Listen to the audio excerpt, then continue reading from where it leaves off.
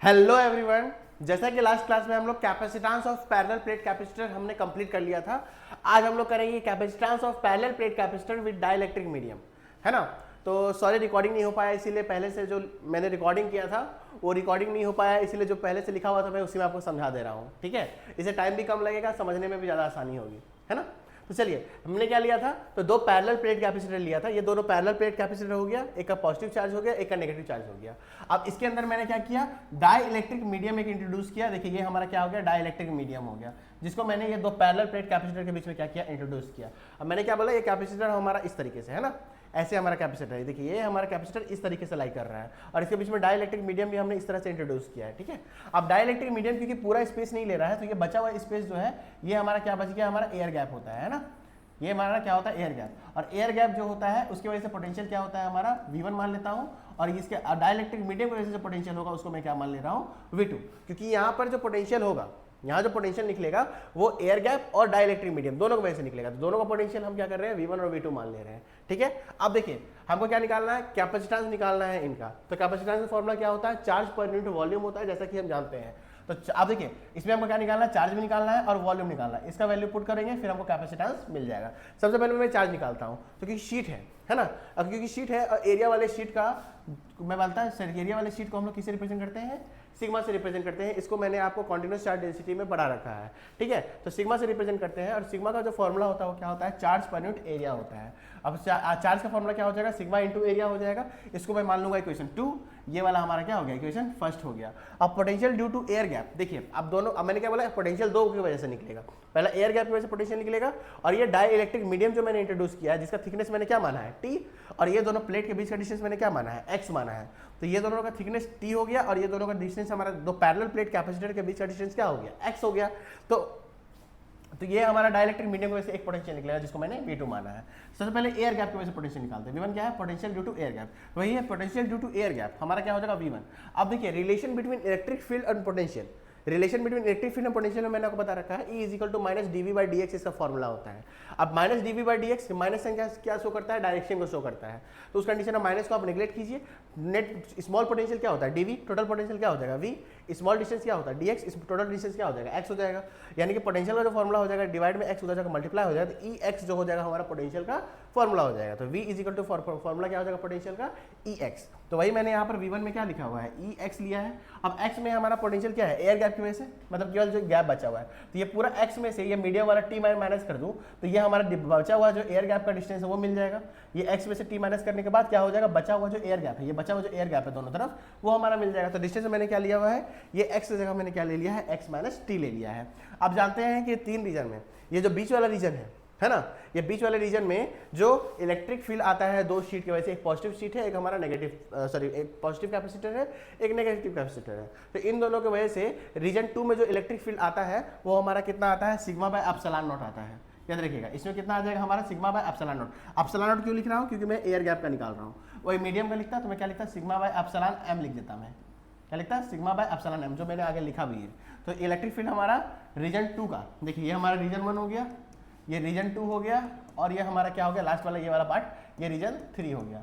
तो अब मैंने आपको electric field intensity due to two thin infinite plane sheet by Jai sir search कीजिएगा तो सेम ये टॉपिक आ जाएगा, जिसमें रीजन 1 में इलेक्ट्रिक फील्ड 0 आया था, रीजन 3 में इलेक्ट्रिक फील्ड 0 आया था।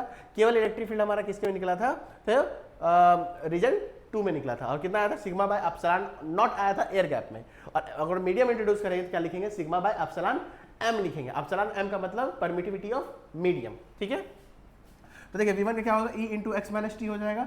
V1 का वैल्यू क्या हो जाएगा, देखिए V1 में इलेक्ट्रिक फील्ड रीजन 2 में इलेक्ट्रिक फील्ड कितना हो जाएगा, क्योंकि रीजन 2 में ही हमारा एरिया आ रहा है एयर गैप। तो रीजन 2 में क्या हो जाएगा, सिग्मा बाय एप्सिलॉन नॉट, और ये एक्स माइनस टी, इस एच टी आ जाएगा। देखिए सिग्मा में रीजन 2 में हमारा इलेक्ट्रिक फील्ड का फॉर्मूला क्या होता है, सिग्मा बाय एप्सिलॉन नॉट। अगर ये टॉपिक आपने नहीं किया है रीजन 2 वाला, तो चैप्टर 1 में मैंने आपको करवा रखा है, कंप्लीट प्लेलिस्ट पड़ा हुआ है, आप जाके देख सकते हैं। ठीक है, इससे मुझे V1 का पोटेंशियल मिल जाएगा, एयर गैप का पोटेंशियल कितना आ गया, sigma bye epsilon not x minus T.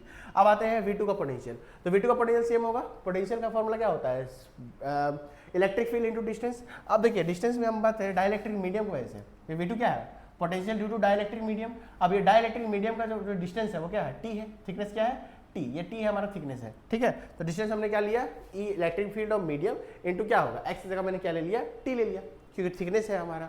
ठीक है, तो अब देखिए मैंने आपको बता दिया अभी जस्ट कि सेकंड में क्या होता है, इलेक्ट्रिक फील्ड रीजन 2 में हमारा सिग्मा बाय एप्सिलॉन नॉट होता है। अब इलेक्ट्रिक फील्ड हमारा मीडियम का निकाल रहे हैं तो सिग्मा बाय में क्या पुट करूंगा, एप्सिलॉन एम, और ये टी का एस्टिस टी ही रहेगा, ठीक है। अब यहाँ पर देखिए तो मैंने आपको रिलेटिव परमिटिविटी में पढ़ा रखा है चैप्टर फर्स्ट में कि डाइलेक्ट्रिक कांस्टेंट जो के होता है उसका फॉर्मूला क्या होता है, epsilon M by epsilon naught. तो एप्सिलॉन एम का फॉर्मूला क्या हो जाएगा, के एप्सिलॉन नॉट। देखिए यहाँ पर जो एप्सिलॉन एम है उसका मैंने क्या लिख लिया, के एप्सिलॉन नॉट, और सिग्मा टी का सिग्मा टी एस्टिस लिख दिया। अब नेट पोटेंशियल निकालना है आपको, क्यों नेट पोटेंशियल निकालना है, क्योंकि इसका नेट पोटेंशियल हमको वी में पुट करना है, ठीक है। तो नेट पोटेंशियल के लिए क्या करेंगे, ये V1 का पोटेंशियल और ये जो V2 का पोटेंशियल दोनों को ऐड कर दिया हमने, V1 प्लस V2 दोनों को ऐड कर दिया। V1 का पोटेंशियल कितना आया था, sigma bye epsilon not x minus T, और V2 का पोटेंशियल कितना आया था, सिग्मा टी बाय के एप्सिलॉन नॉट। इसमें से सिग्मा बाय एप्सिलॉन नॉट मैंने दोनों से कॉमन निकाल लिया, देखिए यहाँ सिग्मा बाय एप्सिलॉन नॉट बाहर निकला, यहाँ क्या बचेगा x माइनस टी, और प्लस में क्या बच गया t बाय के, ये हमारा नेट पोटेंशियल आया। अब ये नेट पोटेंशियल को मैंने क्या मान लिया, इक्वेशन 3।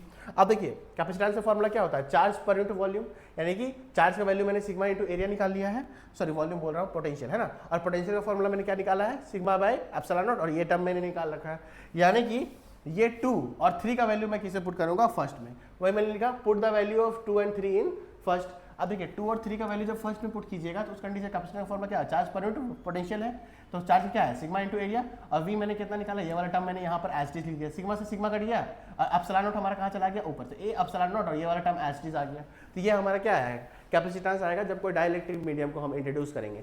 अब देखिए इस कंडीशन में मैं क्या कर रहा हूँ, ये डाइलेक्ट्रिक मीडियम जो मैंने इंट्रोड्यूस किया, क्या होगा कि ये डाइलेक्ट्रिक मीडियम में कोई एयर बैग में रखूँ नहीं, मतलब ये जितना भी स्पेस है पूरे में मीडियम भर दूँ, यानी कि एक्स और टी को दोनों को बराबर कर दूँ।